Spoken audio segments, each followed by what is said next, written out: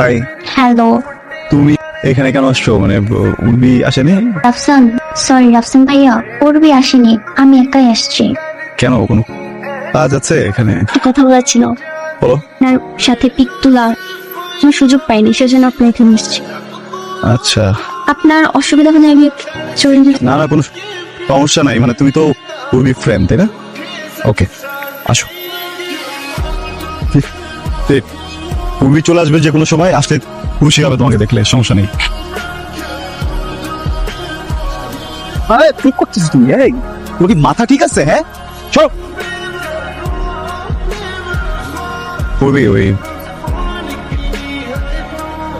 আরে আমি কথা, পাগল নাকি তুমি? হ্যাঁ, পাগল করতেছো নাকি তুমি এখানে? সরি বলতে এখন ঠিক হবে না। কি মনে করছে মেয়েটা?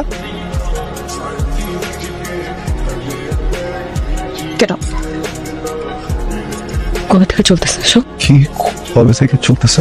আমি না থাকা অবস্থা স্টুডিওতে আমার এই মেয়ে ফ্রেন্ডকে নিয়ে আস। আমি ঢুকতে দিতাম না তো। তোমার ফ্রেন্ড তোত লাগি না, তোত লাগি না, তোত একটা। তোমার না আমাকে ছাড়া ঘুম হয় না, খাওয়া হয় না, কিছু হয় না, গানে মনোযোগ দিতে পারো না, কিছু করতে পারো না। এখন কেমনে পারি?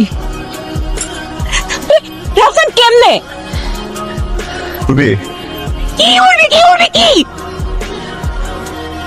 কি আমি কি আমি কি কি বল বল। অবিশ্বাস, আমাকে অবিশ্বাস করতেছো? ঠিক আছে, আনছি একটা মেয়ে, ওর সাথে বাজে কাজই করছি আমি। খারাপ না আমি? তুমি বলছো না যে তোমার আমার ভিতরে প্রেম নাই? আজকে থেকে তোর আর আমার কোনো ধরনের যোগাযোগ নাই।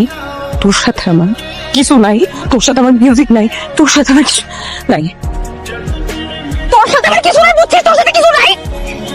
না থাকলে তো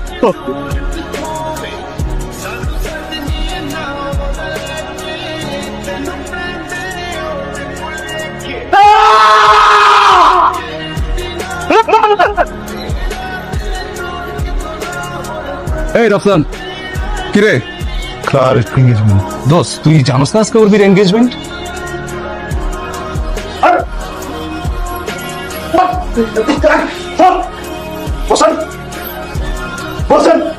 ওর সাথে কথা বলবো, এর মাঝখানে যদি একটা মানুষ ঢোকে না একদম, কিন্তু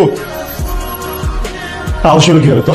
হ্যাঁ, আমি থাকতে আরেকটা চাকরি বিয়ে করতেছিস, বসে থাকবি সারাদিন আমার সাথে মিউজিক করবি, হ্যাঁ, সারাদিন আমার সাথে ঘুরে বেড়াবি, আমার সাথে কথা বলবি, সবকিছু আমার সাথে করবি, বলবি যে প্রেমিকার মতো আচরণ করা যাবে না, প্রেমিকার মতো আচরণ করা যাবে না, বলেন নিজে প্রেমিকার মতো আচরণ করবি, আমার সাথে অভিমান দেখাবি, সেই অভিমান আমি ভাববো আরেকটা ছেলেকে কেন বিয়ে করবি। তারপরে আমি আসছিলাম তোমার কাছে, আমি কি তোমার সাথে জোর করে যোগাযোগ করছি?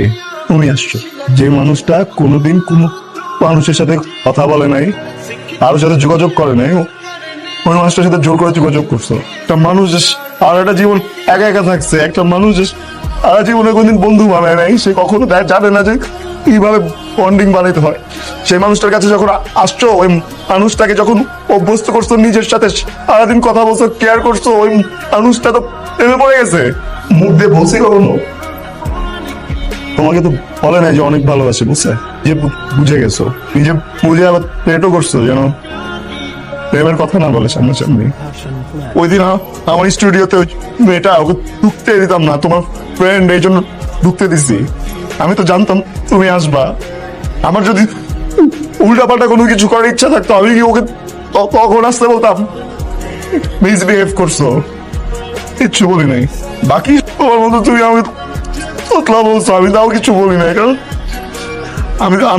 আমি তোমার চোখে ভালোবাসা দেখছিলাম আমার জন্য। ভাবছি যে ফুল গুচ্ছ কি করে যাবে, আর যদি বিয়ে করবা তাহলে আমার সাথে ওই দিয়ে ওটা কি ছিল? তোতলা মানুষটা কি কষ্ট দিতে অনেক ভালো লাগে, নিজে কষ্ট পাইলে চোখ থেকে পানি বের হয়। তোমার কি মনে হয় যে তোতলা মানুষের হার্ট কি আরেকটা অন্য কিছুতে বানানো থাকে? আমি না তোতলাই, এইখান থেকে তোতলা। এই, যাই, একদম